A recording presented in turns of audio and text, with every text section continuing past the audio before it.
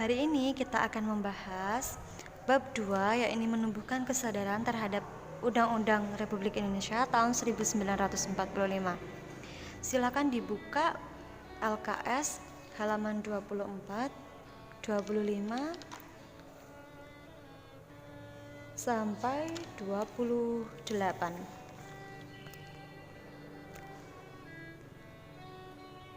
Hari ini kita akan membahas materi kedudukan dan makna pembukaan Undang-Undang Dasar 1945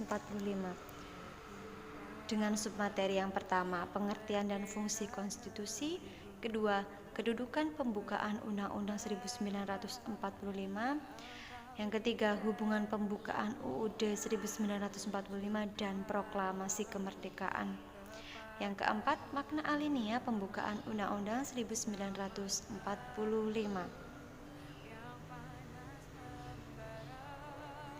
Yang pertama, kita akan membahas pengertian dan fungsi konstitusi. Sebenarnya konstitusi itu apa sih? Kita ketahui negara Indonesia, konstitusi dari negara Indonesia adalah Undang-Undang Dasar 1945.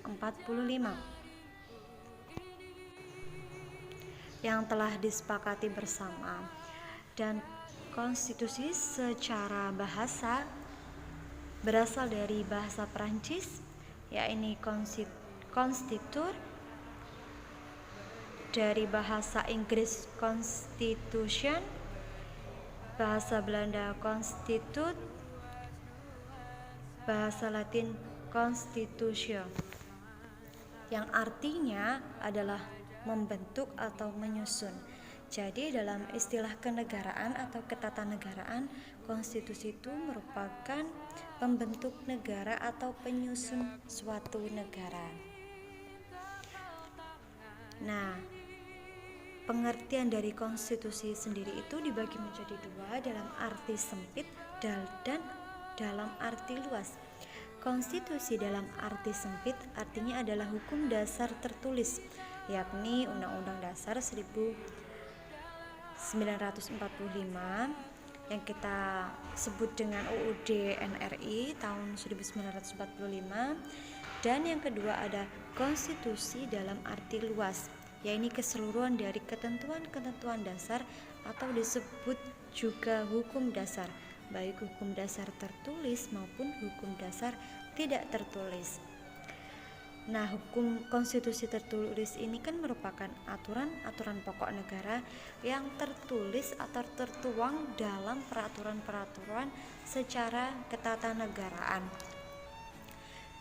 Dan konstitusi tidak tertulis biasa kita sebut dengan konvensi atau kebiasaan-kebiasaan ketatanegaraan yang sering timbul dalam sebuah negara meskipun tidak tertulis dalam sebuah peraturan, tapi sudah menjadi suatu budaya atau kebiasaan ketatanegaraan.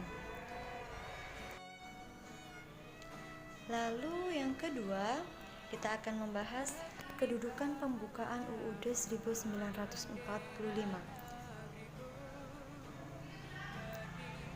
Dalam pembukaan terdapat pernyataan secara mendetail bahwa Indonesia menyatakan proklamasi kemerdekaannya. Dalam pembukaan alinea keempat terdapat syarat tertib hukum Indonesia dan tujuan negara Indonesia. Dalam pembukaan UUD 1945 terdapat landasan dasar negara yang otentik dan fundamental.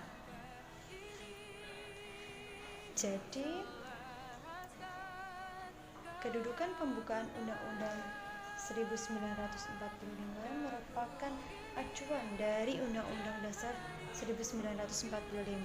Pembukaan Undang-Undang Dasar 1945 tidak dapat diganti atau diamandemen oleh suatu individu, lembaga, dan siapapun, tidak bisa merubah pembukaan Undang-Undang 1945. Lalu yang ketiga, bagaimana sih hubungan pembukaan dengan proklamasi? Undang-Undang Negara Republik Indonesia tahun 1945 adalah hukum dasar tertulis yang mengikat pemerintah, mengikat setiap lembaga negara, lembaga masyarakat, dan juga mengikat setiap warga negara.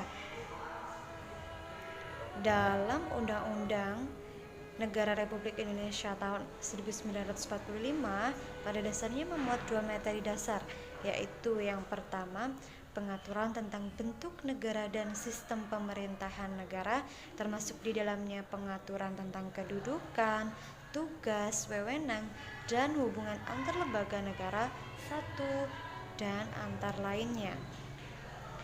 Yang kedua, pengaturan tentang hubungan negara dengan warga negara dan penduduknya, serta konsepsi negara di berbagai bidang, politik, ekonomi, sosial, budaya, pertahanan, keamanan, hak asasi manusia, dan lain-lain. UUD NRI tahun 45 merupakan penjabaran terperinci dari proklamasi. Proklamasi kemerdekaan mengantarkan rakyat Indonesia ke depan pintu gerbang kemerdekaan Indonesia yang merdeka, bersatu, berdaulat, adil, dan makmur. Pernyataan itu tertuang dalam alinea kedua pembukaan UUD Negara Republik Indonesia tahun 1945. Jadi, hubungan pembukaan dengan proklamasi adalah penjabaran secara tertulisnya proklamasi. Jadi dalam pembukaan merupakan hal yang tertulis atau aturan yang tertulis yang merupakan penjabaran dari proklamasi.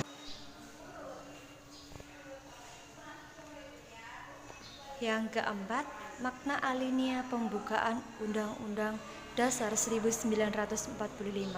Alinea dalam pembukaan UUD 1945 terdapat 4 alinea. Alinea yang pertama, pembukaan UUD NRI tahun 45 menunjukkan bahwa bangsa Indonesia ingin menghapuskan penjajahan dengan segala bentuk karena tidak sesuai dengan peri kemanusiaan dan peri keadilannya. Alinea yang kedua mengandung makna perjuangan bangsa Indonesia yang telah mencapai tingkat yang menentukan kemerdekaan Indonesia. Yang ketiga, alinea yang ketiga mengandung makna bahwa pengukuhan dari proklamasi yang luhur.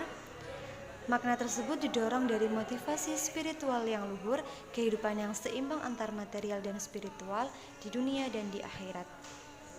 Alinea keempat, pembukaan UUD NRI tahun 45 mengandung dasar negara dan tujuan negara. Tujuan negara Indonesia adalah melindungi segenap bangsa Indonesia dan seluruh tumpah darah Indonesia, memajukan kesejahteraan umum, mencerdaskan kehidupan bangsa, dan ikut serta melaksanakan ketertiban dunia. Jadi biasanya soal yang sering keluar dalam buku ataupun soal ujian adalah tujuan dari negara yang terdapat dalam pembukaan undang-undang. Jadi tujuan dari negara Indonesia tercantum dalam pembukaan alinea keempat.